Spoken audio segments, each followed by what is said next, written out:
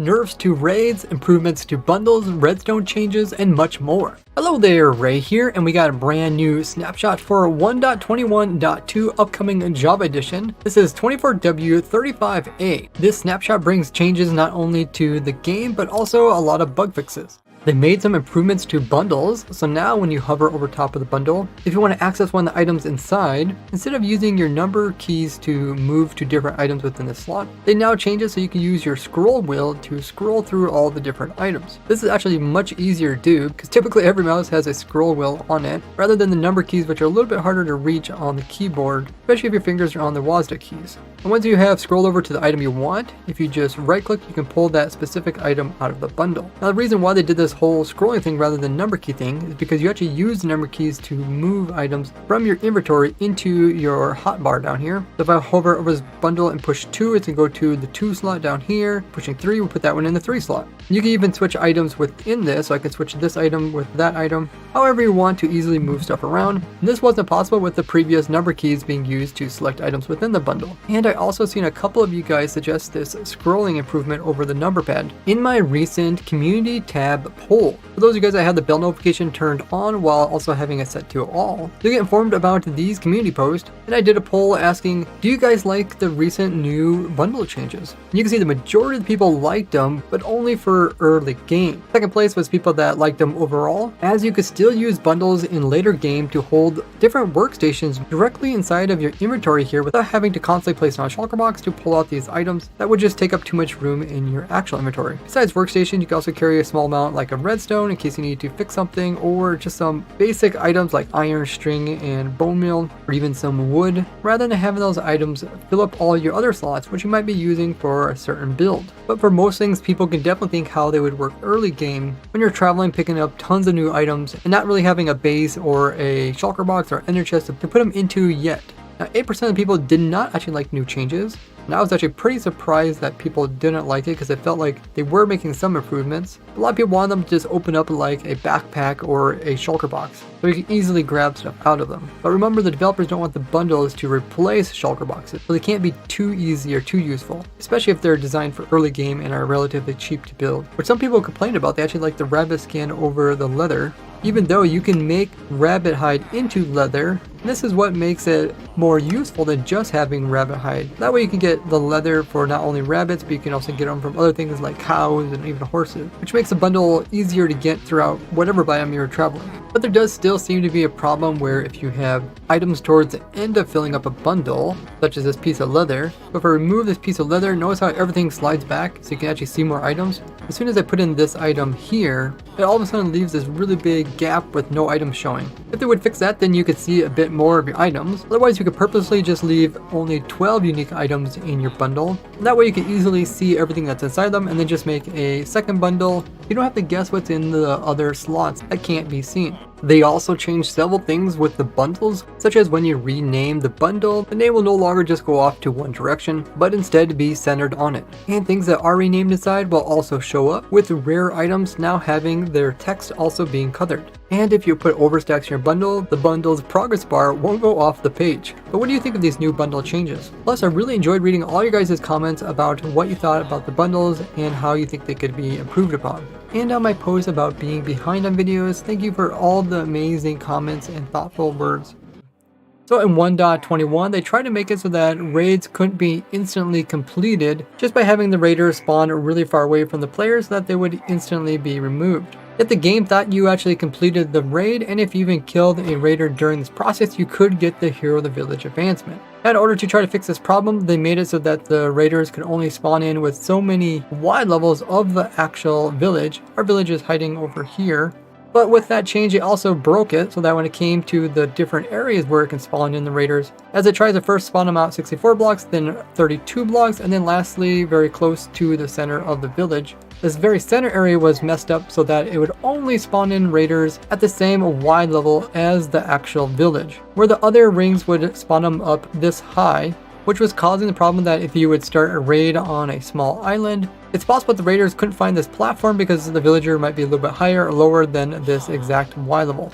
That was all fixed today. So now if the raid tries to get placed in, if it can't make it out 64 blocks, there's no area such as like there's water, or can't place it in within 32 blocks, then they'll search multiple Y levels in order to place them here in the center. So in this snapshot, they change it so that the raiders will have to find a spot within 96 blocks above or below the village vertically, or the raid will just not start.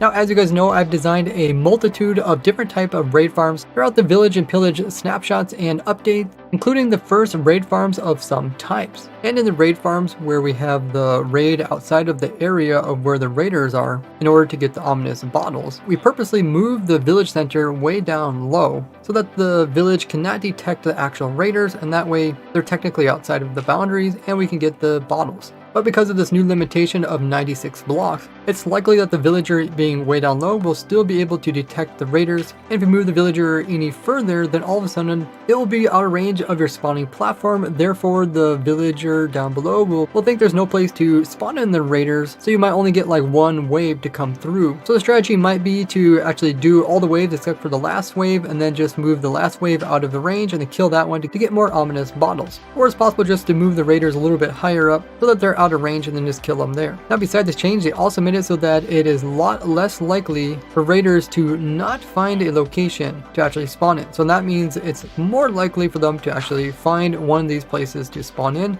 Typically the center area where they can spawn in is a 5x5, and in this simple design of mine, I'm only using 9 of the 5x5 spots. I think there's like a 90-some% chance of succeeding, but then there's always that small chance of failing. But with these recent changes, it should make it much higher that it actually succeeds, and therefore we can get all the waves to come in despite the area being really small. And who knows, we might be able to shrink this area down even further more while still having high percentages of succeeding. Sorry if this is all a bit confusing. I'll try to explain this in more depth in an upcoming video about my new raid farm.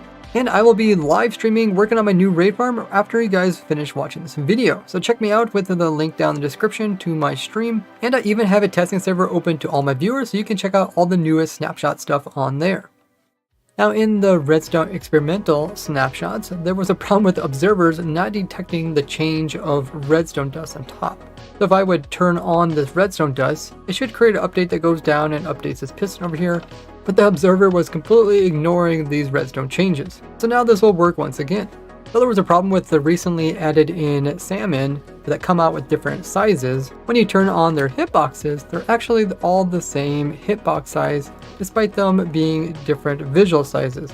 This was actually not intended, even though I thought this was completely normal, as I thought they just wanted to have some kind of variation in looks when it comes to salmon. But apparently they actually want them to be different sizes for hitbox as well. So like the little ones will actually be really small hitboxes, making them harder to hit, where the bigger ones will have a bigger hitbox so you can easily hit them.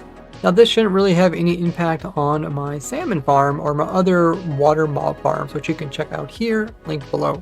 And if you do pick up one of these bigger ones inside of a bucket, when you place them down again, it's going to keep whatever size salmon you put in there. Speaking of buckets, they fixed a snapshot only bug where if you would try to fill up an empty bucket, it would just delete your entire bucket. This was due to some creative only changes that they did last time, but you won't have to worry about this anymore. And glass bottles will no longer get deleted. This deleting problem also applied to armor when you're trying to swap out armor by using the right click. Notice that it did put in my netherite armor, but it completely deleted my diamond armor, which is also a snapshot only bug and has been resolved. Another snapshot only bug is that snow golems, when trying to attack something, would just end up shooting straight upwards instead of actually aiming towards their target. This snow golem just happened to break this ender crystal. Wow, well done. Even did it with the cage on top of it. That's pretty impressive. This is so hilarious, but yeah, it's fixed. During the snapshot, they accidentally made it so drowns would hold their tridents upside down when attacking. So that was fixed, as well as this problem where the drowns weren't actually raising their hands up, similar to zombies when attacking on land. If drowns were just in a single layer of water, they wouldn't actually come after and attack the player. This was actually a big problem in my early drown farms, as their pathfinding was completely messed up. But now this is fixed, we can improve upon some types of drown farms. So look forward to some new ones on my channel. Another old bug related to drowns and other zombie types is that when they would attack a wandering trader, their associated llamas would not actually attack back, as these llamas can spit and they're supposed to help defend the wandering trader. So now the trading llamas will actually help out the wandering trader like they're supposed to after all these years of being in the game. They fix a problem related to bees that's been out ever since bees were introduced, and that is sometimes when bees would go to their hive or nest in the end dimension or the nether dimension, they would never end up leaving their hive once they went inside. This had to do with how the weather was over in the overworld, which would cause them to get in this glitched state. Now no matter what the weather is in the overworld, they'll continue to go in and out over in these biomes where there is no day or weather.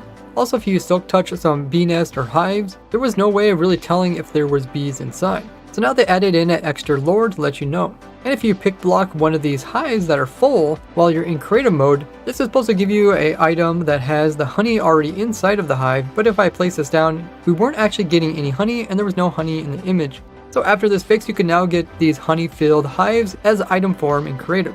Ominous Trials versions of the breeze spawners are supposed to produce 2 breezes each time, but sometimes they're only producing 1, so now they'll always do 2. One running on soul sand with the soul speed enchantment on your boots. Notice every time you land your jump, all of a sudden your player stops with all their momentum and then they had to start it up again. This was actually a bug that accidentally got into 1.21 update, so now it's been reverted back so that you'll continue to move quickly.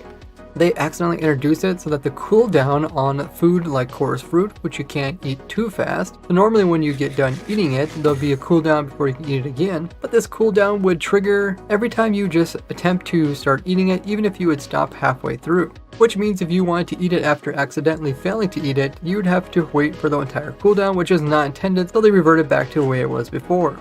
They accidentally made it so that if players stood close to a block, you would get the effects of those blocks despite not actually colliding with them. This was not intended, so they reverted it back. Another snapshot only bug is if you would bone meal really short water, there's a chance that it would produce in some tall seagrass, but the tall seagrass would generate above the actual water level. This of course was not intended, so has been removed.